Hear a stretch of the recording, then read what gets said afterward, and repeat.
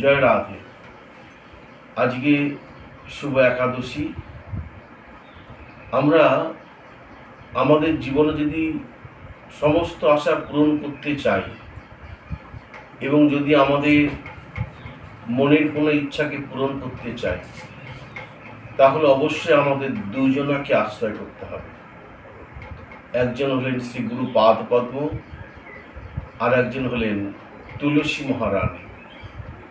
গুরুদেব সম্বন্ধে গুরুবন্দনায় বললেন, শ্রীগুরু চরণেরতি সেই সে উত্তমা গতি, যে প্রসাদে পুরে সর্ব আশা।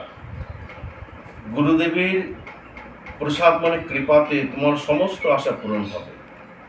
আর দ্বিতীয়ত, যে তোমার শরণ লয় তার বাঞ্ছা পূর্ণ হয়।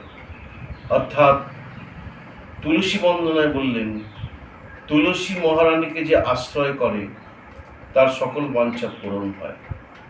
যদি সকল বাঞ্ছা পূরণ করতে চাও, সকল আশা যদি পূরণ করতে চাও, তাহলে অবশ্যই শ্রী গুরু পাদ পদ্ম আর তুলসী মহারানী চরণকে আশ্রয় করো।